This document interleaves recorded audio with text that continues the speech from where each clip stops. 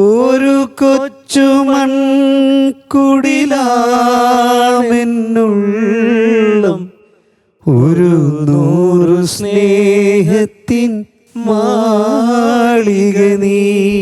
എത്ര ആക്ഷൻ പറഞ്ഞിട്ട് എത്ര ഷൂട്ട് ചെയ്തിട്ട് സജിയുടെ ചിരിക്കുക. ചിരിക്കരുത്, ഇത് ഓള് പോയ വേദനയിൽ നിങ്ങൾ കരയണം. ഇല്ല, ഞാൻ കരഞ്ഞ ചിരിക്കണ കാര്യം ഉണ്ടാവും. പിറ്റേ ദിവസം ഷൂട്ട് നടക്കില്ല, നായകനില്ല, നമ്മളൊന്നും അറേഞ്ച് ചെയ്തില്ല. ഇതിലേക്ക് വന്നു. അങ്ങനെയാണ് ഞാൻ അവസാനം മീശയൊക്കെ പഠിച്ചിട്ട് വന്നത്, നായകനായത്.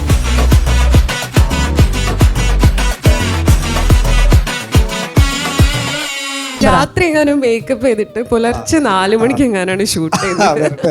അതെനിക്ക് നല്ല ഓർമ്മയുണ്ട്. ആശകളില്ലാത്ത എൻ ജീവയാത്രയിൽ താജുവൊക്കെ പാടിയപ്പം വിന്നീന്റെ കണ്ണൊക്കെ നിറഞ്ഞിട്ടുണ്ട്. വിന്നിയുടെ കണ്ണ് നിറഞ്ഞപ്പോ എനിക്ക് ഭയങ്കര സങ്കടമായി. സത്യത്തിൽ കണ്ണ് നിറഞ്ഞല്ല, ആകെയുള്ളൊരു ചമ്മലും കൊണ്ട് അത് അവിടെ നിന്നും പോയി. എങ്ങനെയെങ്കിലും ഓഡിയൻസ് താജുക്ക് പറയുന്നത് സത്യം വിചാരിച്ചിട്ട് ഫീൽ ചെയ്തോണ്ടിരിക്കുന്നു.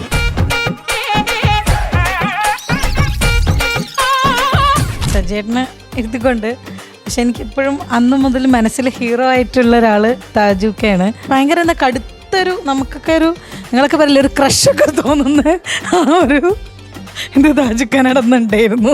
പക്ഷെ ഞാൻ അന്നേ ഷാഫിയോട് പറഞ്ഞിട്ടുണ്ട്, ഞാൻ നിന്നിൽ ഏറ്റവും ഇഷ്ടപ്പെടുന്ന ഗുണം എഴുത്തുകാരനായിട്ടാണ്. ആ സംഗതി നീ ഇല്ലാത്ത കാലത്തെ ആളുകൾ പറയൂ. ഇത്രയും വലിയൊരു ആൽബത്തിലാണ് ഞാൻ ആക്ട് ചെയ്യുന്നതെന്നോ അല്ലെങ്കിൽ ഇത് വലിയൊരു തരംഗമാവുന്നോ ഒന്നും മനസ്സിലൊരു ചിന്ത പോലും ഇല്ലാണ്ടാണ് ഞാൻ അതിൽ അഭിനയിച്ചത്. ഫാത്തിമൊക്കെ നമുക്ക് ഒരുവിധം ആ സമയത്ത് ഇവിടെ ഉണ്ടായിരുന്ന ഒരുവിധം എല്ലാ സീരിയൽ ആർട്ടിസ്റ്റുകളെയും നമ്മൾ നോക്കിയതാണ്. ഒരുപാട് ആൾക്കാരെ ആർട്ടിസ്റ്റുകൾ നല്ലതാണ്, സുന്ദരിയാണ്, ഒക്കെയാണ്. പക്ഷെ ഫാത്തിമയല്ല. താമരച്ചേരുള്ള സുന്ദരി പെണ്ണെ നീ ഓമനത്തിങ്കള ചേരുമോ മാറത്ത്. നമുക്ക് നഷ്ടപ്രണയത്തിന്റെ ആളായതുകൊണ്ട് ഞാൻ എങ്ങോട്ട് നോക്കിയാലും എനിക്ക് പ്രണയം കാണാം. അപ്പൊ ഞാൻ അത് കണ്ടിട്ട് തന്നെ ഞാൻ മണ്ണും മഴയും പ്രേമിക്കുന്നതെന്ന് ഞാൻ എഴുതാൻ കാരണം. സ്വർഗം തീർത്ത പ്രേമം. ക്ലൈമാക്സ് എന്താന്ന് പറഞ്ഞാൽ ഈ ആളിനെ 3 ആള് 3 സൈഡിൽ വന്ന് ചുംബിക്കുന്നതാണ്. അത് കേട്ട ഉടനെ ഞാൻ പറഞ്ഞു, എന്നാ പിന്നെ ഞാൻ തന്നെ നായകൻ.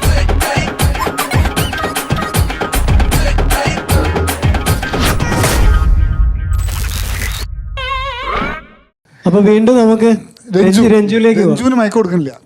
രഞ്ജുവിന് ഞാൻ പല കൊയിലാണ്ടിന്ന് നമ്മള് റോളക്സ് ഹജിയാറ വീട്ടിൽ നിന്ന് ഷൂട്ട് ചെയ്യുമ്പോ രഞ്ജുവിന് അതൊന്നും ഓർമ്മ ഉണ്ടാവുന്നറിയില്ല, ഓർക്കുന്നുണ്ടോന്നറിയില്ല. ഊഞ്ഞാല് എനിക്ക് നല്ല ഓർമ്മയുണ്ട്.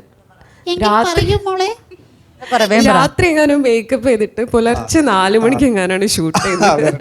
അതെനിക്ക് നല്ല ഓർമ്മയുണ്ട്. അപ്പൊ കൂടെ രഞ്ജുവിനെ ആരും കാണാതെ ഇരുന്ന സമയത്തും രഞ്ജുവിനെ പല സ്ഥലത്ത് വെച്ചിട്ട് ഞാൻ കാണലുണ്ട്. രഞ്ജുവിനെ കണ്ടാൽ ഞാൻ അങ്ങനെ സ്റ്റെക്കായിട്ട് നിൽക്കും, ഒന്നും മിണ്ടലില്ല. എന്താന്ന് ഇപ്പൊ ഞാൻ പറഞ്ഞുതരാം. ഫസ്റ്റ് സജിയേട്ടനെ പേടിപ്പിച്ച സാധനമുണ്ട്, അച്ഛൻ പോലീസുകാരനാ, ശ്രദ്ധിക്കണം. ഇപ്പോഴും ആഴ്ചക്ക് കാണും.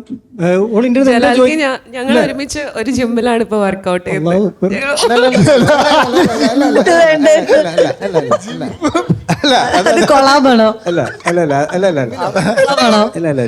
ബഹുമാനപ്പെട്ട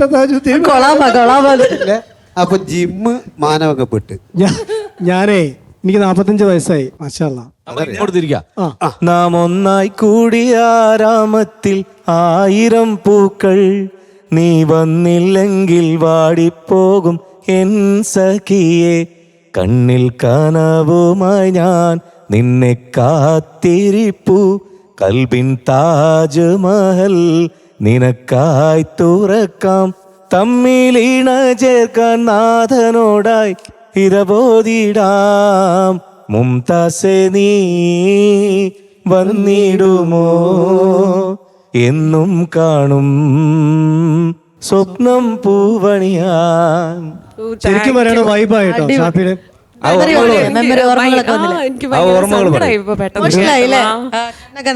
എന്റെ കണ്ണറിഞ്ഞ് ഇതിനകത്ത് കണ്ണറിയാനുള്ള കാരണമുണ്ട്. വള്ളിക്കുന്നൂർ റിസോർട്ടിൽ വെച്ചിട്ട് അതിന്റെ ഷൂട്ടിങ്. എന്നാലും ഓള് പറയണ്ടാന്ന്. എന്ത് എടാ ഓള് പറയട്ടടാ ഈ അനുഭവം.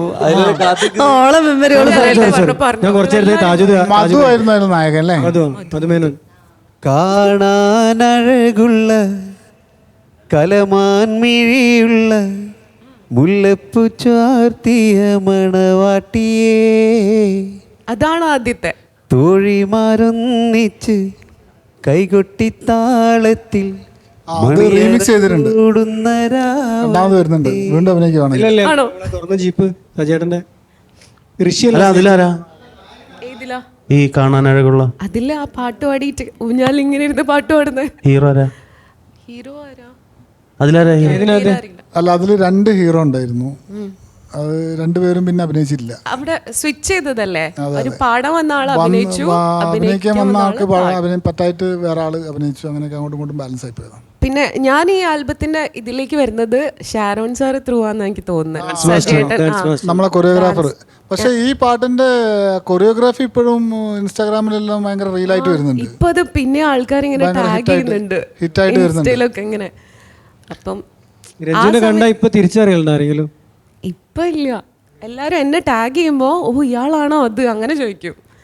ഞാൻ ഭയങ്കര മാറ്റം വന്നല്ലോ, അതില് കാണുന്ന പോലെ അല്ലല്ലോ, അത് ചെറിയ കുട്ടിയല്ലേ ഇതിനകത്ത്. സ്വഭാവത്തില് പഴയ പോലെ തന്നെ ചെറിയ കുട്ടികളായിട്ട് ആണ് അല്ലേ? അല്ലേ? കൂട്ടത്തില് ആ, ഇത്തിരി അഭിമാനിക്കാം. അഭിമാനിക്കാനും അഹങ്കരിക്കാനും ഉള്ള ഒരാള് ഇതാണ്. കാരണം നമ്മളെ യൂത്തിന്റെ സ്റ്റാർ ആയിട്ടുള്ള സ്വന്തം, അതും എന്താ പറയാ, പാൻ ഇന്ത്യൻ സ്റ്റാർ ആയിട്ടുള്ള ദുൽഖർ ഡീക്കുവിന്റെ കൂടെ സ്ക്രീൻ പ്ലേ ചെയ്യാനുള്ള ഒരു സലാല മൂവി സ്പേസ് കിട്ടാന്ന് പറഞ്ഞാൽ അതും കിടിലൻ ക്യാരക്ടർ മനാഫ്. അതെ, അതും ഭാഗ്യം തന്നെയാണ്. ഭാഗ്യം എന്ന് പറഞ്ഞാൽ പറയാം, ഞങ്ങൾക്ക് അഭിമാനമായിരുന്നു. ഞാനൊക്കെ തിയേറ്ററിൽ എനിക്ക് ഓർമ്മയില്ല, ഞാൻ കണ്ടു വിളിച്ച് അതെ, ഇപ്പോഴും ടി വിയിൽ വരുന്നവരൊക്കെ കാണുമ്പോൾ മക്കള് പറയും നമ്മളെ പുറയിൽ വന്ന ആളല്ലേന്ന്. അപ്പൊ അത്രയും റെസ്പെക്ട് കിട്ടുന്ന ഒരു ഇൻഡസ്ട്രി ഞങ്ങൾക്ക് അഭിമാനത്തോടു കൂടി കാണാൻ ഞങ്ങള് ആൽബം ഇൻഡസ്ട്രിയിൽ നിന്ന് കൊടുത്ത ഒരു താരമാണ് അൻവർ. ഒരുപാട് നല്ല വേഷങ്ങൾ, ആ പോലീസ് വേഷം ചെയ്ത ഏതായിരുന്നു ആ പടം? ഫോറൻസിക് ചെയ്ത പടങ്ങളൊക്കെ അത്യാവശ്യം നല്ല ശ്രദ്ധിക്കപ്പെടുന്ന ക്യാരക്ടർ. അതിനെ കുറിച്ച് പറയും. ഇതിൽ സലാല മൊബൈൽസ് അഭിനയിക്കുമ്പോൾ എനിക്ക് ആദ്യം കോഴിക്കോട് സ്ലാങ് ആണ് അതില് ഉള്ളത്. എന്താന്ന് വെച്ചാൽ എനിക്ക് കൂടുതൽ കൂട്ടുകാരുള്ളത് കോഴിക്കോടാണല്ലോ, എല്ലാവരും കോഴിക്കോട്ടുകാരാണ്. അപ്പോൾ കോഴിക്കോട് സ്ലാങ് പഠിക്കാൻ വേണ്ടിയിട്ട് എനിക്ക് സ്ക്രിപ്റ്റൊക്കെ തന്നപ്പോൾ കോഴിക്കോട് സ്ലാങ്ങിൽ ഒന്നല്ല എഴുതി വെച്ചിട്ടുള്ളത്, സാധാരണ കോമൺ ആയിട്ടുള്ള ഇതിലാണ് എഴുതിയുള്ളത്. ഞാനത് ഇവിടെ വന്നിട്ട് നമ്മളെ ഹരീഷ് കണാരനല്ലേ, അവൻ്റെ ഒപ്പമുള്ള പ്രദീപേട്ടനൊക്കെ എന്നെ കുറച്ച് ഹെൽപ്പ് ചെയ്തു അതിന്, ഇവിടുത്തെ ഒരു കൊളോക്കിയൽ സ്ലാങ് കിട്ടാൻ വേണ്ടിയിട്ട്. പിന്നെ എനിക്ക് കുറച്ച് ഭയങ്കര ഈസി ആയതെന്ന് വെച്ചാൽ നമ്മളിവിടെ കോഴിക്കോട് കുറേ നടന്നിട്ടുള്ള കാരണം, ഈ ആൽബം കാര്യങ്ങളൊക്കെ ആയിട്ട് കുറേ നടന്നിട്ടുള്ളത് കാരണമാണ്. പിന്നെ ഡയറക്ടർ എന്നെ അഭിനയിപ്പിച്ച് നോക്കുക കാര്യങ്ങളൊന്നും ചെയ്യില്ല. ഞാൻ വിചാരിച്ചു ഓഡിഷൻ ചെയ്യും എന്നൊക്കെ വിചാരിച്ചിട്ടാണ് ഞാൻ പോയത്. ഒരു ഫോട്ടോ കണ്ടു, പിന്നെ ഞാൻ ആൽബം ഒക്കെ ചെയ്ത് പുള്ളി കണ്ടിട്ടുണ്ട്. അങ്ങനെയാണ് പിന്നെ ആ ക്യാരക്ടർ കിട്ടുന്നത്. അതാണ് ഞങ്ങൾക്ക് കേൾക്കേണ്ടത്. ആൽബത്തിൽ നിന്നുള്ള പെർഫോമൻസ് കണ്ടിട്ടാണ് സിനിമയിൽ അങ്ങനത്തെ ഒരു വലിയ ചാൻസ് കിട്ടുന്നത് എന്ന് പറയുന്നത് കേൾക്കുമ്പോൾ എല്ലാവർക്കും ഭയങ്കര. എത്ര പറഞ്ഞാലും തീരാത്ത അനുഭവങ്ങൾ നമുക്ക് എല്ലാവർക്കും ഉണ്ട്. എല്ലാവരും കൂടെ ഒരുപാട് നേരം ഇരിക്കണം എന്ന് ആഗ്രഹമുണ്ട്. പക്ഷെ ഇടയ്ക്ക് താജുക്ക എല്ലാവരെയും അവസ്ഥ അറിയാമല്ലോ, പ്രോഗ്രാം ഏറ്റവും കൊണ്ട് സമയത്തിന് എത്തുക എന്നുള്ളത് ഒരു കലാകാരനെ സംബന്ധിച്ചിട്ട് അതൊരു ഉത്തരവാദിത്തപ്പെട്ടാണ്. അപ്പോൾ താജുക്കക്ക് പോകണമെന്ന് പറഞ്ഞതിൻ്റെ പേരിൽ കുറച്ച് താജുക്ക 2 വരി പാട്ടും കാര്യങ്ങളൊക്കെ പറഞ്ഞിട്ട് താജുക്ക. എന്തായാലും സന്തോഷം എന്നെ ഈ ഒരു സ്നേഹ കൂട്ട് ചേർന്ന സദസ്സിലേക്ക് ക്ഷണിച്ചതിന്. ഞാൻ ഫാത്തിമ പാടുന്നതിന് മുമ്പ് ട്യൂൺ ചെയ്തൊരു പാട്ട്, ആ പാട്ടിൽ അഭിനയിച്ചത് സജേട്ടനാണ്. അത് ജലാലും ഷാഫിയും കൂടെ എൻ്റെ കൂടെ ചേർന്ന് പാടുമ്പോൾ എനിക്കൊരു മനസ്സിന് വല്ലാത്ത സന്തോഷം ഉണ്ടാവും, ആശകളില്ലാതെ. കാരണം അതിലെ നായകനാണ്. ഊട്ടിയിൽ വെച്ചിട്ട് തന്നെ ഷൂട്ട്. എനിക്കൊരു ഭാഗ്യം കിട്ടി. അത് ഇവര് കൽബാൻ ഫാത്തിമ ഒരു ഹോം സിനിമയാക്കി മാറ്റിയപ്പോൾ അതിലൊരു ഗസ്റ്റ് റോളിൽ വന്നിട്ട് സിംഗറായിട്ട് വന്നിട്ട് ഞാൻ പാടി അഭിനയിച്ചു. അത് ആ പാട്ട് ഭയങ്കര ആഷിറിന്റെ ലിറിക്സുകളിൽ നമുക്ക് എണ്ണം പറഞ്ഞ പാട്ടുകളിൽ ഗംഭീരമായിട്ടുള്ള എഴുത്താണ് ആഷിറിന്റെ. അതിലൊരു ഓർമ്മ വന്ന ഒരു കാര്യം കൂടെ പറഞ്ഞോട്ടാന്. ഊട്ടിയിൽ നിന്ന് അന്ന് ഷൂട്ട് ചെയ്യണ സമയത്ത് സജേട്ട് ഇങ്ങനെ കടന്നിട്ട് എന്തോ ആലോചിക്കുക, ടെൻഷനൊക്കെ അടിക്കണം. എത്ര ആക്ഷൻ പറഞ്ഞിട്ട് എത്ര ഷൂട്ട് ചെയ്തിട്ട് സജേട്ട് ചിരിക്കരുത്, ഇത് ഓള് പോയ വേദനയിൽ നിങ്ങൾ കരയണം. അല്ല, ഞാൻ കരഞ്ഞ ചിരിക്കണ കാര്യം ഉണ്ടാവും, കരൊക്കെ തന്നെ പോട്ടെ. അല്ല, അദ്ദേഹത്തിന് അഭിനയിക്കാൻ വേണ്ടിയിട്ട് അന്ന് ഇതല്ല, തലേ ദിവസം നമ്മളെ ഫോറസ്റ്റാർ അറസ്റ്റ് ചെയ്തിട്ട് രാവിലെ മുതൽ വൈകുന്നേരം വരെ ഓഫീസിലാണ്. അത് മാത്രല്ല നായകനെ പിറ്റേ ദിവസത്തേക്കുള്ള നായകനെ നമ്മൾ വിളിച്ചതുമില്ല, കൊണ്ടുവന്നതുമില്ല. അത് മാത്രല്ല ക്യാമറ ഉൾപ്പെടെ ഫോറസ്റ്റ് ഓഫീസ് രാത്രിയാണ് നമ്മളത് പൈസയൊക്കെ കൊടുത്ത് നമ്മൾ പുറത്ത് വിടുന്നത്. അപ്പോൾ പിറ്റേ ദിവസം ഷൂട്ട് നടക്കില്ല, നായകനില്ല, നമ്മളൊന്നും അറേഞ്ച് ചെയ്തിട്ടില്ല. ഇതിലേക്ക് വന്നു. അങ്ങനെയാണ് ഞാൻ അവസാനം മീശയൊക്കെ പഠിച്ചിട്ട് വന്നത്, നായകനായത്. ഷാഫി ഭായി തുടങ്ങിയ ആശകളില്ലാത്ത എൻ ജീവയാത്രയിൽ സ്നേഹത്തിൻ ദൂതുമായി വന്നവളേ, കര കാണാതുഴയുന്ന ഇരുളാണ്ട ഹൃദയത്തിൽ ഇഷ്കിൻ നിലാവേറെ ചാർത്തിയോളേ, ഇഷ്കിൻ നിലാവേറെ ചാർത്തിയോളേ. ഒരു കൊച്ചു മൺകുടിലാമെന്നുള്ളം ഒരു 100 സ്നേഹത്തിൻ മാളിക നീ, ആരുമറിയാത്ത എന്നെ അറിഞ്ഞു നീ, ആർക്കും കൊടുക്കാത്ത കൽബ് തന്നു, ആർക്കും കൊടുക്കാത്ത കൽബ് തന്നു.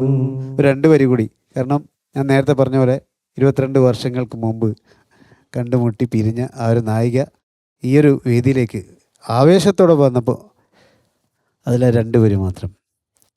ഏഴാം കടലിനടിയിൽ ഒളിച്ചാലും നിന്നെ ഞാൻ തേടിയെത്തും ഭൂമീനേ,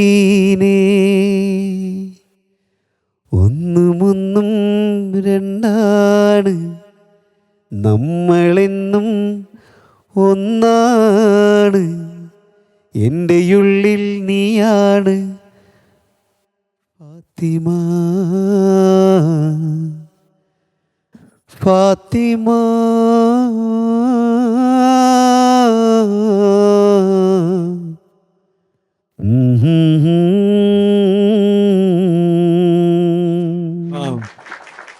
താങ്ക് യു. എനിക്ക് അതിന്റെ വീഡിയോ ഓർമ്മ വന്ന്, ഷൂട്ടിംഗ് ചെയ്ത സമയം ഓർമ്മ വന്ന്, അത് തരംഗമായിട്ട് കാസറ്റിൽ ലേബിളും കാസറ്റൊക്കെ നിറച്ചിട്ട് സമയം കിട്ടാണ്ട് അങ്ങനെ ഇരുന്നതൊക്കെ ഒരുപാട് കാര്യങ്ങൾ ഓർമ്മ വന്ന്.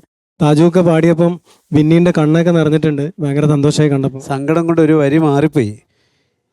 ഏഴാം കടലിനടിയിൽ ഒളിച്ചാലും നിന്നെ ഞാൻ തേടിയെത്തും ഭൂമീനേ. ഓർത്ത് പാട്, പാട്, ഒന്നും രണ്ടാ പാട്.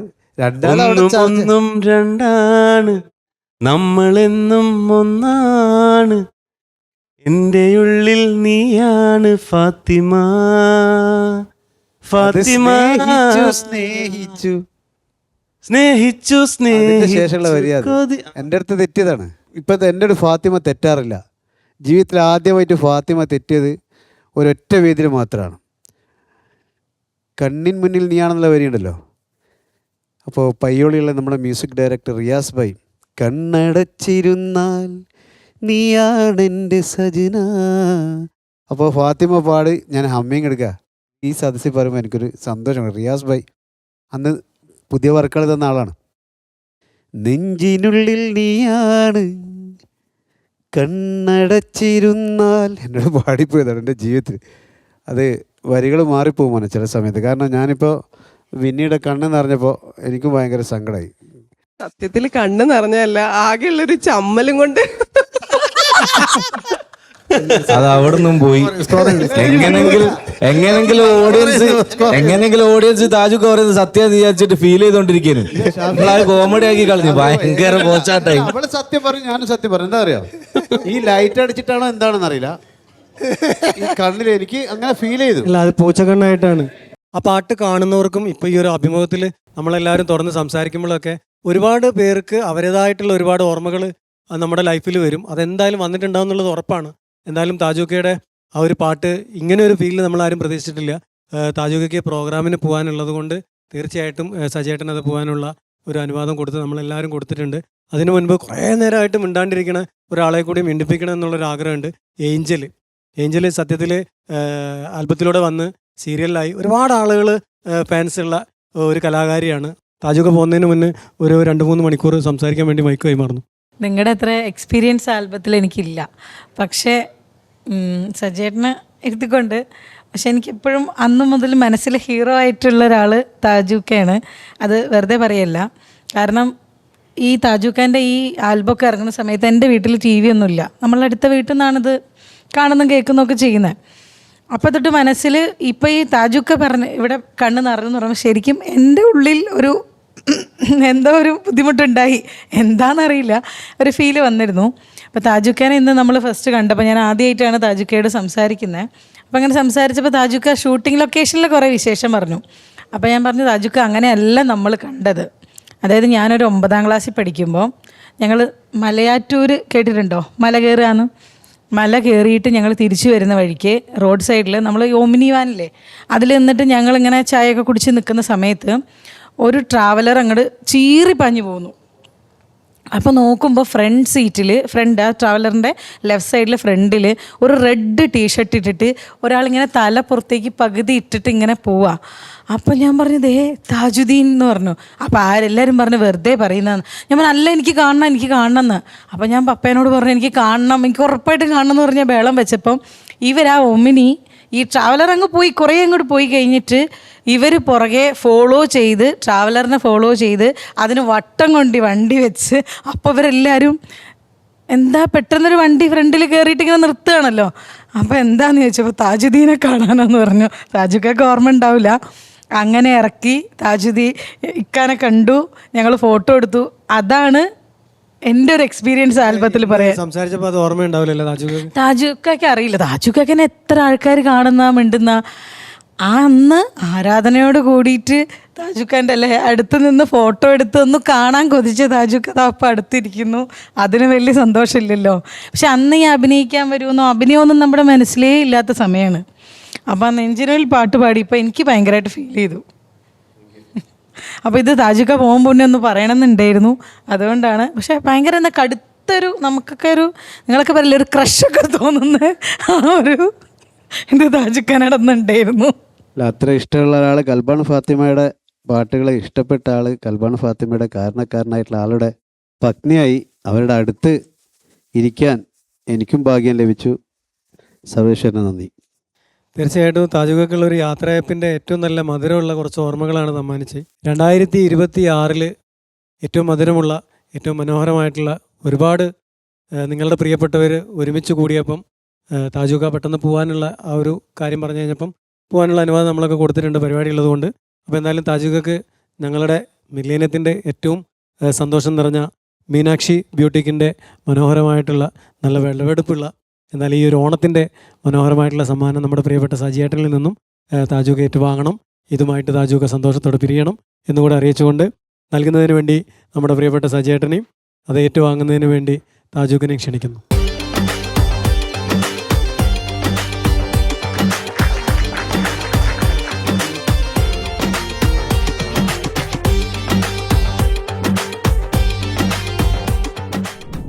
അപ്പൊ ഇനി വിന്നിക്ക് എന്തോ പറയാണ്ട് പറയും. വിത്തൗട്ട് കരച്ചിലാണ്, കരയണ്ടാന്ന്. ഇല്ലില്ല, കൽബാൺ ഫാത്തിമയിലേക്ക് ഞാൻ വന്ന വഴി പറയാതിരുന്നു കഴിഞ്ഞാൽ അത് വലിയൊരു ലോസ് ആയി പോവും. കാരണം എന്താന്ന് വെച്ചാ പാട്ട്, ഡാൻസ്, ഇങ്ങനെ ഒരു പരിപാടികൾക്കും സ്കൂളിലോ കോളേജിലൊന്നും പാർട്ടിസിപ്പേറ്റ് ചെയ്യാത്ത ഒരാളാണ് ഞാൻ. എനിക്ക് ഭയങ്കര സ്റ്റേജ് ഫിയർ ഉള്ള ഒരാളാണ്. ഇപ്പോഴും ആണ്. പിന്നെ ഞാൻ ആകെ ചെയ്തിരുന്ന ഒരു കാര്യം, നന്നായിട്ട് എഴുതുമായിരുന്നു. അപ്പം ഈ കൽബാൺ ഫാത്തിമയിലേക്ക് ഞാൻ വന്നത് എങ്ങനെയാന്ന് വെച്ച് കഴിഞ്ഞാൽ, എൻ്റെ ഒരു മാഗസിനിൽ എൻ്റെ ഒരു എന്തോ എഴുതിയ ഒരു പോയം എന്തോ വന്നു. അപ്പൊ അതിൻ്റെ അകത്തൊരു പിക്ചർ ഉണ്ടായിരുന്നു, എൻ്റെ ഒരു ഫോട്ടോഗ്രാഫ് ഉണ്ടായിരുന്നു. അത് സജിക്ക കണ്ടിട്ടാണ് തോന്നുന്നു, അങ്ങനെയാണ് എൻ്റെ ഓർമ്മ. എനിക്ക് കറക്റ്റ് ഓർമ്മയില്ല, അങ്ങനെയാണെന്നാണ് എൻ്റെ ഓർമ്മ. അപ്പോ പക്ഷെ എൻ്റെ പപ്പയ്ക്ക് നന്നായിട്ട് ആക്ട് ചെയ്യാനൊക്കെ ഭയങ്കര താല്പര്യമുള്ള ആളായിരുന്നു. അപ്പൊ പപ്പയുടെ ആഗ്രഹം തീരാതെ എന്നിൽ അത് തീർക്കണം എന്നുള്ളൊരു മൈൻഡ് സെറ്റുമായിട്ട് അങ്ങനെ പോകുമ്പോഴാണ് അപ്പൊ ഇങ്ങനെ ഒരു ഓപ്പർച്യൂണിറ്റി കിട്ടിയത്. പക്ഷെ അഭിനയത്തിന്റെ ABCD അറിയാത്ത എന്നെ ഈ കൽബാണ് ഫാത്തിമ എന്ന് പറയുന്ന തരംഗം സൃഷ്ടിച്ച, ഇപ്പോഴും തരംഗം ആയിക്കൊണ്ടിരിക്കുന്ന, സത്യം പറഞ്ഞാൽ ഈ ഒരു ആൽബത്തിൽ ഞാൻ ആക്ട് ചെയ്യുമ്പം ഇത്രയും വലിയൊരു ഞാൻ ആ പാട്ട് കേട്ടിട്ട് പോലും ഇല്ല. ഇത്രയും വലിയൊരു ആൽബത്തിലാണ് ഞാൻ ആക്ട് ചെയ്യുന്നതെന്നോ അല്ലെങ്കിൽ ഇത് വലിയൊരു തരംഗമാവുന്നോ ഒന്നും മനസ്സിലൊരു ചിന്ത പോലും ഇല്ലാണ്ടാണ് ഞാൻ അതിൽ അഭിനയിച്ചത്. ഇത് അഭിനയിച്ചു കഴിഞ്ഞ് പാട്ട് ഇത്രയും ഹിറ്റായി എന്ന് അറിയുമ്പോഴാണ് ഇത് ഞാൻ അഭിനയിച്ച പാട്ട് തന്നെയാണോ എന്നുള്ള ഒരു തോട്ട് പോലും എനിക്ക് വരുന്നത്. അപ്പം അതിലേക്ക് എന്നെ കൊണ്ടുവന്ന എന്താ പറയാ, മില്ലേനിയം ഓഡിയോസിന്റെ ഈ ഒരു ടീമിനും താജുക്കാക്കും ഇതുപോലെ സജിക്കാക്കും എല്ലാം ഞാൻ ഒത്തിരി, ജയൻ ചേട്ടന്റെ പേര് എടുത്തു പറയാതിരിക്കാൻ പറ്റില്ല. പിന്നെ വേറെ കാര്യം എന്ന് വെച്ച് കഴിഞ്ഞാൽ എനിക്ക് ഇന്ന് വന്നതിലുള്ള ഏറ്റവും വലിയ സന്തോഷം, എന്താ പറയാ, എനിക്കറിയില്ല എന്നെക്കാളും ഇളയതാണോ മൂത്താണോ എന്നൊന്നും എനിക്കറിയില്ല. അപ്പോ ഷാഫി കാണാൻ പറ്റി. പിന്നെ അതുപോലെ പേര് കുഞ്ഞോൻ ജലാൽ, പേരൊന്നും എനിക്കറിയില്ല. പക്ഷെ എനിക്ക് ഇവരുടെ എല്ലാം പാട്ട്, ആക്ടിങ്, പിന്നെ ജയൻചേട്ടന്റെ ആക്ടിങ് പറയാതിരിക്കാൻ പറ്റില്ല. സ്നേഹമുള്ള ഫർസാനയിലുള്ള ആ ഒരു എക്സ്പ്രഷൻസ് അടിപൊളിയാണ്. കണ്ണും കൊണ്ട് ആ പാട്ട് ഞാൻ ഇഷ്ടം പോലെ പ്രാവശ്യം കണ്ടിട്ടുണ്ട്. അത്രയും നല്ല ആക്ടിങ് ആണ്. ഇവരെ എല്ലാം ഈ പറഞ്ഞ ഒരു ഹീറോ എന്നുള്ള രീതിയിൽ കണ്ടുകൊണ്ടിരുന്നാണ്. അപ്പൊ അവരെല്ലാം കാണാൻ പറ്റി. അതില് ഒരു വലിയ നന്ദി ഞാൻ മില്ലേനിയം ടീമിനോട് അറിയിക്കുകയാണ്. പിന്നെ അതുപോലെ സുനീതേനെ എന്താ പറയാ, ഞാൻ ഇതിലേക്ക് വന്നതിന്റെ ഒത്തിരി മുന്നേ സുനീത ആക്ട് ചെയ്യാൻ തുടങ്ങിയതാന്ന് തോന്നുന്നു. അപ്പോ എന്താ പറയാ, എന്നെക്കാളൊക്കെ ഒത്തിരി കഴിവുള്ള കലാകാരിയാണ്. അപ്പം ഞാൻ ഓരോരുത്തരെയും എനിക്ക് അറിയാവുന്നതാണ് ഞാൻ പറയുന്നത് കേട്ടോ. എനിക്ക് കൂടുതൽ എല്ലാവരുടെയും പേരെടുത്ത് പറയാൻ എനിക്ക് പേഴ്സണലി എല്ലാവരെയും പരിചയമില്ലാത്തതുകൊണ്ടാണ്. പക്ഷെ സുനീതേനെ കാണാൻ പറ്റി, ഇത്രയും ക്ലോസ് ആയിട്ട് സംസാരിക്കാൻ പറ്റി, അതിലൊക്കെ എനിക്ക് ഒത്തിരി ഹാപ്പിയാണ്. അപ്പം ഞാൻ വലിയ കലാകാരി അല്ലെങ്കിലും ഇനിയും ഇതുപോലെയുള്ള ഗെറ്റ് ടുഗദേഴ്സിനൊക്കെ എന്നെ വിളിക്കണം. Thank you so much. അപ്പോൾ ഇതിനകത്ത് ഒരു ഉണ്ട്. ഇപ്പോൾ ഈ പിന്നെ വിന്നി പറഞ്ഞൊരു സംഭവം ഉണ്ടല്ലോ, ഇപ്പോൾ ഈ നായിക ആയിട്ട് നിങ്ങളെ സെലക്ട് ചെയ്തു എന്ന് പറഞ്ഞു. അപ്പോൾ ഈ ഖൽബാൻ ഫാത്തിമ ഷൂട്ട് നടക്കുമ്പോൾ ഏറ്റവും അവസാനം ഷൂട്ട് ചെയ്തിട്ടുള്ള പാട്ടാണ് നെഞ്ചിനുള്ളിൽ. അപ്പം അന്ന് തൊട്ടിട്ട് ഇപ്പം ആരായിരിക്കും ഈ ഫാത്തിമ എന്നുള്ള സംഭവത്തിൻ്റെ ഫാത്തിമയെ തേടുന്നു എന്ന് പറഞ്ഞിട്ട് ഒരു പരിചയം കിട്ടും. അല്ല, അങ്ങനെയുള്ള ഒരു ഓരോരുത്തരെ കൊണ്ടുവരേണ്ട ഒക്കെ, പക്ഷേ ഫൈനലൈസ് ചെയ്യുന്ന സജിയേട്ടനാണ്. അപ്പോൾ ഇദ്ദേഹത്തിൻ്റെ ഒരു സംഭവം ഞാൻ പറഞ്ഞു വെച്ചപ്പോൾ അൻവറിൻ്റെ കാര്യം, ഇപ്പം അൻവറിനെ ഒറ്റ നോട്ടത്തിൽ കണ്ടിട്ട് നിന്നെ കൊണ്ട് അഭിനയിപ്പിക്കാൻ പറ്റും എന്ന് പറഞ്ഞൊരു മനസ്സിൽ പുള്ളി ഒരു തീരുമാനം എടുത്തില്ലേ, അതുപോലെ സംഭവിച്ചൊരു സാധനങ്ങളാണ് ഇപ്പോൾ എൻ്റെ കാര്യത്തിൽ. എൻ്റെ ഒരു സാധനം പുള്ളി കണ്ടിട്ടേ ഉള്ളൂ. ഇപ്പം ഞാനും അങ്ങനെ പണ്ട് അഭിനയിക്കാൻ ആഗ്രഹമായിട്ട് നടന്നിട്ടുണ്ടെങ്കിൽ ഡയറക്ഷനായിട്ട് നടക്കുന്ന സമയത്താണ് വീണ്ടും ഈ ഒരു സംഭവത്തിലേക്ക് വരുന്നത്. അപ്പോൾ അത് പുള്ളി ഒരു സാധനം ഒരു പോയിന്റിൽ പുള്ളി നോട്ട് ചെയ്തിട്ടുണ്ട്. ഒരു കാസ്റ്റിംഗ് ഡയറക്ടർ എന്ന് പറയുന്ന ഒരു സാധനത്തിൻ്റെ ഒരു പവറാണ് അവിടെ പുള്ളി കാണിച്ചിട്ടുള്ളത്. അതേപോലെയാണ് പ്രകാശിൻ്റെ കാര്യം. പ്രകാശില്ലേ, നമ്മുടെ സുന്ദരി നിവന്ന ഗസലായില്ലേ, ഈ പ്രകാശ് ഫസ്റ്റ് ഞാൻ ചെയ്തിട്ടുള്ള ഒരു ഭക്തിഗാനത്തിൽ, ആ ഭക്തിഗാനം ഇങ്ങനെ ഞാൻ സജിയേട്ടനെ അതിർച്ചയായിട്ടും ഇങ്ങനെ കാണിച്ചു കൊടുത്തപ്പോൾ ഇവൻ കൊള്ളാട്ടോ, ഇവൻ നമുക്ക് വേണ്ട ചെക്കനാണെന്ന് പറഞ്ഞാൽ ഉടനെ ആ സാധനത്തിൽ കാസ്റ്റ് ചെയ്തിട്ടാണ് മറ്റേ ആ ഷാഫിൻ്റെ ആ പാട്ടിൽ അവൻ അഭിനയിച്ചത്. അപ്പം അതാണ് ആ ഒരു ജഡ്ജ്മെൻ്റ് ഉണ്ടല്ലോ, ആ ജഡ്ജ്മെൻ്റാണ് നിങ്ങൾക്കുള്ളത്. അത് കറക്റ്റായിരുന്നു. ഇതാണ് ഫാത്തിമ. കണ്ട് പെട്ടെന്ന് ഫാത്തിമക്ക് നമുക്ക് ഒരുവിധം ആ സമയത്ത് ഇവിടെ ഉണ്ടായിരുന്ന ഒരുവിധം എല്ലാ സീരിയൽ ആർട്ടിസ്റ്റുകളെയും നമ്മൾ നോക്കിയതാണ്. ഒരുപാട് ആൾക്കാരെ ഒന്നും ആർട്ടിസ്റ്റുകൾ നല്ലതാണ്, സുന്ദരിയാണ്, ഒക്കെയാണ്. പക്ഷെ ഫാത്തിമയല്ല. അവസാനം കൂടെ ഉള്ളവർക്ക് തന്നെ അസ്വസ്ഥതയായി അന്ന്. കാരണം എന്താന്ന് വെച്ചാൽ ഒരു എക്സ്പ്രഷനും ഇടാൻ അറിയാൻ പാടില്ലാത്ത ഒരാളാണ് ഞാൻ. ഇപ്പൊ ഇവിടെ തന്നെ താജുക്ക പാട്ട് പാടിക്കുമ്പോൾ ഭയങ്കര ചമ്മലോട് കൂടിയിട്ടാണ് ഞാൻ നിന്നത്. പക്ഷെ എനിക്ക് ഈ ഒരു ഇതിൽ അഭിനയിക്കാൻ പറ്റാന്ന് പറഞ്ഞു കഴിഞ്ഞാൽ അത് ശരിക്കും പറഞ്ഞാൽ ഒരു തലവരെയും ദൈവാധീനവും ഭാഗ്യവും എല്ലാം ഉണ്ട്. ഞാൻ അതിലൊരു കാര്യം ചോദിച്ചോട്ടെ വിനിയോട്, ഷാഫിയുടെ ഏത് പാട്ട് കേൾക്കാനാ ഇഷ്ടം, കേൾക്കാനാ ഇഷ്ടം?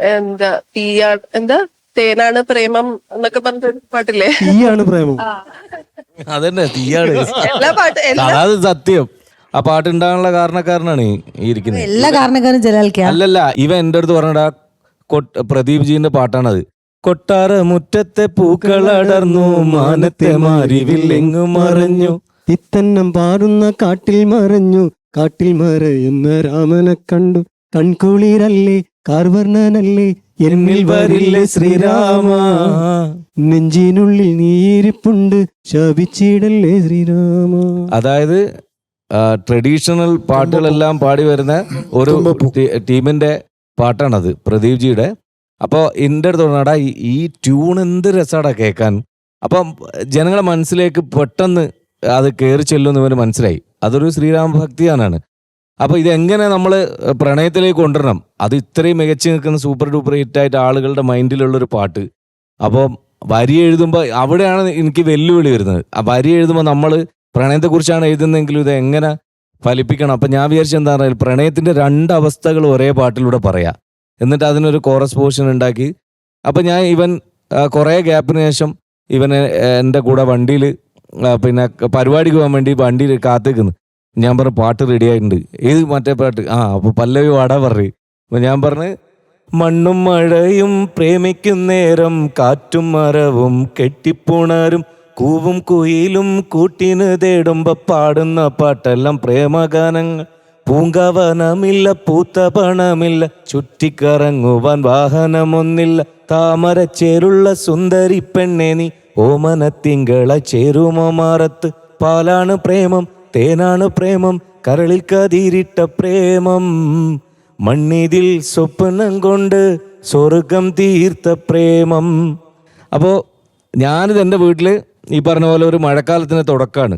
ആദ്യം പുതുമഴ പെയ്തിട്ട് ചുട്ട് വെന്ത് കിടക്കുന്ന മണ്ണിനെ എങ്ങനെ പുണരും, അതിൻ്റെ അകത്ത് കണ്ടൊരു പ്രണയം. നമുക്ക് നഷ്ടപ്രണയത്തിൻ്റെ ആളായതുകൊണ്ട് ഞാൻ എങ്ങോട്ട് നോക്കിയാലും എനിക്ക് പ്രണയം കാണാം. അപ്പം ഞാൻ അത് കണ്ടിട്ട് തന്നെയാണ് മണ്ണും മഴയും പ്രേമിക്കുന്നതെന്ന് ഞാൻ എഴുതാൻ കാരണം. അങ്ങനെ അത് ഒന്നും നോക്കാനില്ല. നാളെ പരിപാടി ഇല്ലെങ്കിൽ നാളെ തന്നെ ശശികണ്ഠൻ്റെ അടുത്ത് കൊടുത്ത് ഓർക്കസ്ട്രേഷൻ ചെയ്യിക്കണം. ഇതിൻ്റെ ഓർക്കസ്ട്രേഷൻ അണിയറയിൽ നടക്കുമ്പോൾ, നമ്മളെ ഓഡിയോ വർക്ക് നടക്കുമ്പോൾ തന്നെ ജഗന്തേട്ടനും ഒക്കെ ഇവിടെ വന്നു. അപ്പോഴത്തേക്ക് തന്നെ ശശികണ്ഠന് സാധനം കേട്ട് കത്തി. പിന്നെ വിഷ്വല് എങ്ങനെ ചെയ്യണം എന്നുള്ളത് പിന്നെ ചർച്ചയാണ്. അന്ന് നമ്മളെ ഇവനാണ്, എന്താ പേര്, ലിയോൺ കെ തോമസ് ആണ് വിഷ്വൽ ചെയ്യാൻ വേണ്ടിയിട്ട് വരുന്നത്. ആ പാട്ട് നിങ്ങൾ എൻ്റെ പാട്ടുകളിൽ ആ പാട്ട് എടുത്ത് പറഞ്ഞ സന്തോഷം. ഉണ്ണിമലല്ലേ ചെയ്ത്? അല്ല, ലിയോൺ കെ തോമസ്, ലിയോണാണ്. ഗുണ്ടൽപേട്ട പോയി നമ്മള് വേറൊരു നേരത്തെ പറഞ്ഞ റഫീഖ് വടകരയാണ് ഈ പാട്ട് പിന്നെ റീമേക്ക് ചെയ്തില്ലേ? ഞാൻ 3 നായികമാർ, അതായത് സജീറിന്റെ അടുത്ത് എത്തിയപ്പോൾ അത് വേറെ അതാണ് പറയണ്ടേ. ഒരു പാട്ട് ജനങ്ങൾ ചർച്ച ചെയ്ത് സൂപ്പർ ഡൂപ്പർ ഹിറ്റായ 3 നായകന്മാരും ഒരു നായികയും, അങ്ങനെ ഓൾറെഡി ആളുകൾ സ്വീകരിച്ചു. അതേ പാട്ടിനെ വീണ്ടും ഒരു നായകനും 3 നായികമാരാക്കിയിട്ട് അതിലുള്ള എന്നെ തന്നെ പിന്നെയും അതിൽ കാസ്റ്റ് ചെയ്തിട്ട് കൊണ്ടുവന്ന് സജിയുടെ സമ്മതിക്കണം കേട്ടോ. അങ്ങനെ ഒരു കൺസെപ്റ്റേ ചിന്തിക്കാൻ കഴിയാത്ത ഒരു സാധനമാണ്. ഒരു ശില്പി പിന്നെ ശില്പം രാവിലെ നോക്കുമ്പോൾ ആ ശില്പത്തിന്റെ മുഖത്ത് പിന്നെ എന്താ പറയാ 3 ഇതിന്റെ പാട്, ചുംബിച്ച പാട്. അത് കേട്ട പാടന്നെ ഞാൻ പറഞ്ഞു എന്നാ പിന്നെ ഞാൻ തന്നെ നായകൻ. പിന്നെ ലാസ്റ്റ് അതിൽ 3 നായികമാര്, ഒന്ന് ഇവളും പിന്നെ ആരെങ്കിലും 2 പേര് സിൽജ, 3 പേര്. ഏറ്റവും ലാസ്റ്റ് ക്ലൈമാക്സ് എന്താന്ന് പറഞ്ഞാൽ ഈ ആളിനെ 3 ആള് 3 സൈഡിൽ നിന്ന് വന്ന് ചുംബിക്കുന്നതാണ്. സെന്ററിൽ ഞാൻ തന്നെ വരുന്നു സുനിത. അല്ല, ഇത് മൊത്തത്തില് ചുംബിച്ച പാട് വന്നു കഴിഞ്ഞ് പാട്ട് അങ്ങനെയല്ല 3 ആൾക്ക് എന്റെ അഭിപ്രായത്തില് നീയല്ല വേറെ ആളില്ലായിട്ട്. അല്ല, ആ പ്രേമം മാറ്റിയിട്ട് കഷ്ടപ്പാട് എന്നിട്ട് പേരിട്ടാ മതി. ഇല്ല, ചുംബനപ്പാട്. ഇനി ഓണത്തിന് അതിൽ വേറെ കാര്യമുണ്ട്. നമ്മൾ ആ പാട്ടൊക്കെ ഇപ്പോൾ കാണുമ്പോൾ ഒറ്റ ദിവസം കൊണ്ടാണ് നമ്മൾ ഷൂട്ട് ചെയ്യുന്നത്. അതെ, ഇപ്പോൾ ഒരുപാട് ഹിറ്റ് ആൽബംസിന്റെ പിന്നിൽ എല്ലാവരും കാണുന്ന ഒരു കണ്ണുകൊണ്ടാണ്. ഇപ്പോൾ ഇവിടെ ഉദയശങ്കറിന്റെ ആൽബംസ്, വാട്ടർമാൻ്റെ, അത് 4 ദിവസമൊക്കെ എടുത്തിട്ടാണ് ഷൂട്ട് ചെയ്യുന്നത്. നമ്മൾ അന്നത്തെ സമയത്ത് നമ്മള് പിന്നെ അവസാനം വണ്ടീൻ്റെ ലൈറ്റൊക്കെ അടിച്ചിട്ടാണ് പ്രേമൊക്കെ നമ്മൾ തീർത്ത്. ലൈറ്റ് കിട്ടില്ല എന്ന് കണ്ടപ്പോൾ നമ്മളത് ക്ലൈമാക്സ് ആദ്യം എടുത്തു, എന്നിട്ട് പിന്നെ വണ്ടീൻ്റെ ലൈറ്റൊക്കെ എടുത്തിട്ട് ബാക്കി സീൻസ് ഷൂട്ട് ചെയ്ത്. തീർച്ചയായിട്ടും അന്ന് കിട്ടിയ ഒരു എക്സ്പീരിയൻസ് ആണ് കേട്ടോ. ഇന്ന് പല മേഖലയിലും നമുക്കൊക്കെ ഞാനാണ് ഏറ്റവും കൂടുതൽ കഷ്ടപ്പെട്ടതും. അതില് എന്നെ എന്തൊക്കെ കോലത്തിൽ മേക്കപ്പ് ചെയ്ത് മാറ്റി അതിനകത്ത് ഒരു ഒറ്റ ഉണ്ടല്ലോ ശില്പിയായിട്ട്. അതിൽ തന്നെ എനിക്ക് പറയാനുള്ള വേറൊരു കാര്യം എന്ന് പറഞ്ഞാൽ ഷാഫിയുടെ, ഇപ്പോൾ നമ്മളിപ്പോൾ പറഞ്ഞപ്പോൾ ഷാഫിയുടെ ഏറ്റവും കരുത്ത് ഞാൻ കാണുന്നത് ഇപ്പം നമ്മളെല്ലാവരും പലരും ഗായകനായിട്ട് കാണുന്നു, ആക്ടറായിട്ട് കാണുന്നു. പക്ഷെ ഞാൻ അന്നേ ഷാഫിയോട് പറഞ്ഞിട്ടുണ്ട്, ഞാൻ നിന്നിൽ ഏറ്റവും ഇഷ്ടപ്പെടുന്ന ഗുണം എഴുത്തുകാരനായിട്ടാണ്. ആ സംഗതി നീ ഇല്ലാത്ത കാലത്തെ ആളുകൾ പറയൂ. ഞാൻ ആദ്യം പ്രവചിച്ചിട്ടുള്ളൊരു കാര്യമാണ്. കാരണം അവൻ്റെ എഴുത്തിൻ്റെ സ്ട്രെങ്ത്തും ആ ഒരു മധുരവും ഒരുപാട് പല കവികളെന്നറിയപ്പെടുന്ന ആളുകൾക്കൊന്നും, ഇപ്പം ഞാൻ പറയുമ്പോൾ പലരും എന്നെ ചീത്ത പറഞ്ഞിട്ടുണ്ട് കേട്ടോ. ഞാൻ പല സ്ഥലത്തും സിനിമാ മേഖലയിലൊക്കെ ഇരിക്കുമ്പോൾ എഴുത്ത് അത് ഷാഫി എഴുതണം എന്നാലും അത് എന്നൊക്കെ പറഞ്ഞപ്പോൾ എന്നെങ്ങനെയൊക്കെ നോക്കിയ ആൾക്കാരുണ്ട്. കാരണം പക്ഷേ വലിയ അതേ സിനിമാ രംഗത്ത് നമ്മൾ പിൽക്കാലത്ത് 4-5 പടത്തിന് അതും പ്രിയദർശൻ സാറിൻ്റെ അത്രയും ബിഗ് ബഡ്ജറ്റ് മൂവി ആയിട്ടുള്ള ലാൽ സാറിൻ്റെ മരക്കാറിൽ എഴുതാൻ സാധിച്ചു, സുഫീൻ സുജാതിൽ എഴുതാൻ സാധിച്ചു, സിബി മലയിൽ സാറിൻ്റെ കൊത്ത് എന്ന് പറഞ്ഞ ആസിഫ് അലി മൂവിയിൽ എഴുതാൻ സാധിച്ചു. 4-5 പടത്തിന് ഞാൻ എഴുതി. പക്ഷെ ആദ്യം സിനിമയിലും ആദ്യമായിട്ട് അതൊരു റീമേക്കിംഗ് സിനിമ ആണെങ്കിൽ കൂടെ, എന്നിട്ട് അന്ന് എനിക്കൊരു പിന്നെ വേറൊരു സ്പെഷ്യൽ അഭിനന്ദനം മൂപ്പർ പറഞ്ഞു. അത് ജാസി സാറും പറഞ്ഞിട്ട്, ജാസി ഗിഫ്റ്റാണ് അതിൻ്റെ മ്യൂസിക്. അപ്പം ലിറിക്സ് മലയാളത്തിലേക്ക്, കന്നഡ മൂവിയാണ്, സിൽക്ക് സ്മിതയുടെ പിന്നെ ജീവിത കഥ സിൽക്ക് എന്ന് പറഞ്ഞിട്ട്. പറയുന്ന സിനിമ. അപ്പോൾ സജിയേട്ടൻ പറഞ്ഞു, നീ എഴുതടാ, അതിനകത്ത് 4-5 പാട്ടുണ്ട്, സിറ്റുവേഷൻസ് കണ്ടിട്ട് ലിപ് മൂവ്മെൻറ്റും കൂടെ നോക്കിയിട്ട് അതിന് നോക്കണം. ലിപ് മൂവ്മെൻറ്റും കൂടെ നോക്കിയിട്ട് നീ സാധാരണ മറ്റുള്ളവർ പിന്നെ റീമേക്കിംഗ് സിനിമയ്ക്ക് എഴുതി നശിപ്പിക്കുമ്പോൾ ആരും നീ എഴുതുമ്പോൾ രസം ഉണ്ടാവും എന്ന് പറഞ്ഞത്. ഞാൻ ലിപ് മൂവ്മെൻറ്റ് നോക്കിയിട്ട് അതേ ആശയം വരുന്ന വരികൾ മലയാളത്തിലേക്ക് കൊണ്ടുവന്ന് ഒരിക്കലും അതിൻ്റെ നേരെ അർത്ഥം നമ്മൾ എഴുതിയിട്ടില്ല. എന്നിട്ട് ആദ്യമായിട്ട് ഞാൻ ഒരു 5-6 പാട്ട് എഴുതുന്നത്, സിനിമയ്ക്ക് വേണ്ടി എഴുതുന്നത് സജീറിൻ്റെ കെയർ ഓഫിൽ. അതും ഈ അവസരത്തിൽ ഓർക്കണം. കണ്ടിട്ട് ചെന്നൈയിലെ സ്റ്റുഡിയോയിൽ കണ്ടിട്ട് ഇത് പാട്ട് അത്രയും സിങ്കായിട്ട് കിട്ടില്ലേ. നമുക്കിത് നിസ്സാരമാണല്ലോ, കാരണം ഓനെ എഴുതുന്ന മുമ്പൊക്കെ അറിയാം. അപ്പോൾ അല്ല താരം എഴുതി എന്ത് അടുത്ത പടങ്ങളെല്ലാം ഒന്ന് എഴുതിച്ച് തരുമോ? ഞാൻ പറഞ്ഞില്ല, അയാളെ കിട്ടൂല, അത് എങ്ങനെ തിരക്കില്ല, കിട്ടിയില്ല എന്ന് പറഞ്ഞ് ഒഴിഞ്ഞതാ. ഇനി ജലാൽ അൻവറിനോട് ചോദിക്കി, ഓണത്തിൻ്റെ അനുഭവങ്ങൾ ചോദിക്കി, ചെറുപ്പം മുതലേ ഉള്ള എന്തെങ്കിലും. അവൻ തൃശ്ശൂരായിരുന്നു. തൃശ്ശൂർ ഇപ്പൊ നമ്മുടെ ഒട്ടുമിക്ക നമ്മള് ആൽബത്തിൽ വന്നിട്ടുള്ള എല്ലാത്തിലും സുനിത കൈയെടുത്തിട്ടുണ്ടല്ലോ. എന്താണ് അനക്ക് സാപ്പി പറയാൻ പറ്റില്ല. അല്ല, നിങ്ങൾക്കൊക്കെ ഓണ അനുഭവം പറയാൻ എളുപ്പമുണ്ട്. പക്ഷെ ഞങ്ങൾ വേറൊരു വിശ്വാസത്തിൽ നിന്നുകൊണ്ട് ഓണാഘോഷിക്കുന്നതിന്റെ കാര്യങ്ങൾ ചോദിക്കുന്നതിൽ തീർച്ചയായിട്ടും അൻവറിനോട് എനിക്ക് ചോദിക്കാനുണ്ട്. അൻവറിന്റെ ഓണാഘോഷ ഓർമ്മ. ചോദിച്ചത് അങ്ങനെയൊക്കെ അല്ല, നാട്ടില് തന്നെയാണ് ഓണം ഓർമ്മകൾ കൂടുതലുള്ളത്. ഓണാഘോഷം, പൂക്കളത്തിന് വേണ്ടി പൂ പറിക്കാനൊക്കെ പോയിട്ടുണ്ട്. പിന്നെ ഈ വട്ടി കെട്ടിയിട്ട് ആ അനുഭവം ഉണ്ടോ? ആ, എല്ലാം ഉണ്ട്. ഓണസദ്യ പരിസരത്തൊക്കെ ഈ പറഞ്ഞ പോലെ ഓണക്കളി എല്ലാവരും പങ്കെടുത്തുള്ളതല്ലേ നമ്മളൊക്കെ ചെറുപ്പത്തിൽ. നമ്മുടെ നാട്ടിലൊക്കെ അറിയാലോ ആ ടൈമിലൊക്കെ. അല്ല അവിടെ പക്ഷേ നമ്മളിവിടത്തേക്കാളും കുറച്ചുകൂടി കൂടുതലായിട്ട് എന്തൊക്കെയോ സംഭവങ്ങളില്ല ആ ഏരിയയിലൊക്കെ. അതുണ്ട്.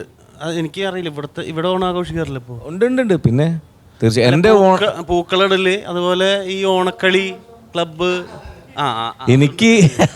എനിക്ക് ഓണാഘോഷത്തെ കുറിച്ച് ഓർക്കുമ്പം കണ്ണ് നിറയുന്ന ചില ഓർമ്മയുണ്ട്. ഒന്ന് എൻ്റെ നാരായണടുത്തിയാണ്. ഞാനിത് പറയുമ്പോൾ എൻ്റെ നാട്ടുകാരായ, എൻ്റെ അയൽവാസികളായ, എൻ്റെ കുടുംബത്തിലുള്ള ആളുകൾക്ക് കൃത്യമായിട്ട് അത് ടച്ച് ചെയ്യും. നാരായണത്തിൻ്റെ വീട്ടിൽ ഇലയിട്ടിരുന്ന് അത്രയും ദിവസവും നമ്മൾ പൂക്കളൊക്കെ പറിക്കാൻ വേണ്ടി ഞങ്ങൾ തന്നെയാണ് ഈ വട്ടി കെട്ടിയിട്ട് ഓണത്തിൻ്റെ ലീവിന് ഇതിനാണുള്ള മെയിൻ പണി. അവിടെ നിന്നാണ്. ഇപ്പോൾ അവരില്ല, ഒരു അപകടത്തിൽ മരിച്ചുപോയി. വളരെ വേദനയോടുകൂടി ഓർക്കേണ്ട ഒരു സംഭവമാണത്. കാരണം ബാലേട്ടനും നാരായണത്തിയും അവരുടെ മക്കൾ സുനിയേട്ടൻ, മണിയേട്ടൻ, അവരുടെ കൂടെ ഞങ്ങളും മക്കളാണ് അവർക്ക്. അങ്ങനെ അവിടെ നിന്ന് ആഘോഷിച്ച് തുടങ്ങിയാണ്. പക്ഷേ ഞാൻ നാരായണത്തി ഇല്ലെങ്കിലും ആ ഓർമ്മകളിൽ പിന്നീട് ഞാൻ എവിടെയൊക്കെ വീടുകളിൽ വാടകയ്ക്ക് താമസിച്ചിട്ടുണ്ടോ, ഇപ്പം ഞാനൊരു വീട് വെച്ച് പിന്നെ അവിടെയും ഈ സിറ്റ് ഔട്ട് ഉണ്ടാക്കുന്ന സമയത്ത് ഞാനിത് വേറൊരു പ്രോഗ്രാമിൽ പറഞ്ഞിട്ടുണ്ട്. അത്രയും വീതി വിസ്താരത്തിൽ ഒരു സിറ്റ് ഔട്ട് ഉണ്ടാക്കാനുള്ള മെയിൻ കാരണം ഓണത്തിന് ഞങ്ങൾക്ക് നിരന്നിരുന്ന് കഴിക്കാൻ വേണ്ടി. കഴിഞ്ഞ 6 വർഷമായിട്ട്, ഇതിപ്പോൾ 7ാമത്തെ വർഷമാണ് പുതിയ വീട്ടിൽ കൂടിയിട്ട്. 6 വർഷവും ഞാൻ കഴിഞ്ഞ കൊല്ലം സർജറി കഴിഞ്ഞ് കിടക്കുമ്പോഴും ഓണം ഗംഭീരമായിട്ട് വീട്ടിൽ ആഘോഷിക്കപ്പെട്ടിട്ടുണ്ട്. രാവിലെ തന്നെ മക്കൾ പൂവൊക്കെ കൊണ്ടുവന്ന് കുറച്ച് വാങ്ങിയതും കുറച്ച് പറിച്ചൊക്കെ എടുത്തിട്ട് ഇരുന്ന് പൂക്കളൊക്കെ ഒരുക്കി എൻ്റെ കുടുംബം മുഴുവൻ ഞങ്ങൾ ഓണം ഗംഭീരമായിട്ട് ആഘോഷിക്കാറുണ്ട്. ക്രിസ്മസ് ആഘോഷിക്കുന്നുണ്ട്. എന്നെ സംബന്ധിച്ചിടത്തോളം ഞാൻ ഏറ്റവും ഭാഗ്യം ചെയ്ത ഒരു ജന്മം കേരളത്തിൽ മലയാളിയായി, വിശിഷ്യ മലബാറിൽ കോഴിക്കോട് ജില്ലക്കാരനായി ജനിച്ചു എന്നുള്ളതിൽ അഭിമാനിക്കുന്നത്. എനിക്ക് എല്ലാ പ്രിയപ്പെട്ടവരുടെയും ആഘോഷങ്ങളിൽ പങ്കെടുക്കാൻ കഴിയുമ്പോഴാണ് ഞാനൊരു മനുഷ്യനായി ഇവിടെ ഉണ്ട് എന്ന് മനസ്സിലാകുന്നത്. അതല്ലായിരുന്നെങ്കിൽ നമുക്കിത് ഈ രുചികളും ഈ സന്തോഷവും ആനന്ദവും ഒന്നും ഉണ്ടാവുന്നില്ല. കൊഞ്ചല്ല കൊഞ്ചല്ല പെണ്ണെ, നീ തുള്ളിക്കളിക്കല്ല പെണ്ണെ, നിന്റെ മംഗല്യം വന്നല്ല പെണ്ണെ, ഒരു ഇന്റർവ്യൂവിന് കൊയിലാണ്ടി ചാനലിൽ ഇരിക്കുക നമ്മളെ ആൽബം സ്റ്റാർസിനെല്ലാവരും.